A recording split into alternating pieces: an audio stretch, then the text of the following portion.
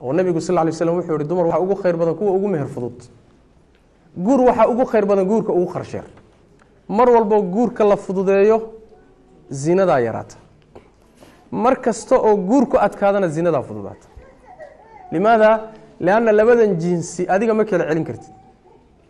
labadan jinsi hadii aan la kala celin kareynin dariiqi xalaasha hadii uu adkaado dariiq xaraam isku raadsanay saas daraadeed baa waxa laga marmaan rag iyo dumarba in la fahmo waaqica la joogo iyo meesha la joogo iyo wadciga la joogo iyo xaaladda lagu jiro saas daraadeed guurka in la fududeeyo oo ama ha noqoto meherka oo nabigu sallallahu alayhi wasallam wuxuu yiri dumar waxa ugu khayr badan kuwa ugu meher fudud guur waxa ugu khayr badan guurka ugu qarsheer ma aha inaga saan u haysano dad badan u haystaan oo faanfaan iyo halaga sheego iyo hala sheego iyo heble iyo hebel waxaas ay dhigteen iyo kana la sameeyay iyo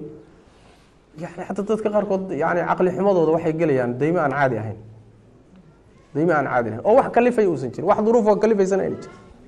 waxay ku bixinayaan hadana macna la'aan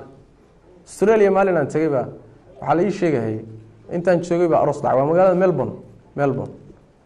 waxa la igu yiri 2 week ka hor ba Soomaaliya aroostay wax badan ma haysanin lacag far badan buu deyn ku qaatay lacagihii wuxuu ku kharash gareeyay arooskii xataa waxa la igu yiri ilaa 40 mise 30 kun oo dollar baa wuxuu ka bixiyay diyaarad helicopter inta lagu qaado magaalada korkeeda lagu soo wareejinay ninkan nin adeer u ahaa oo ii waramayay baa wuxuu ii sheegay arooskoodu markuu dhamaatay week arooskii intaas oo kharash lagu galay week markay wada joogeen way kala tageen buu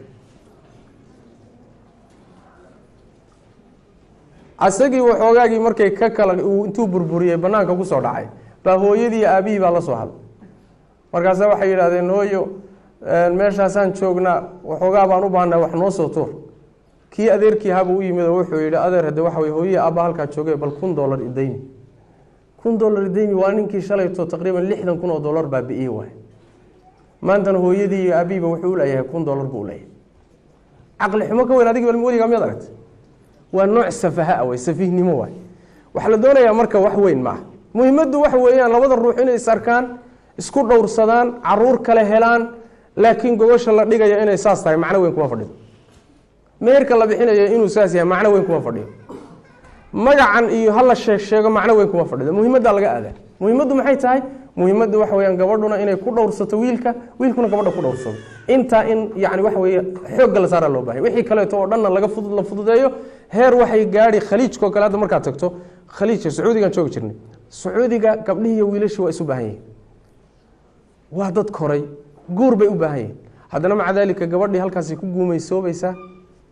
wiilkiina banaankaas uu taagtaagan yahay oo waa wareegaysanaya 4 saac kolba telefoon buu diraya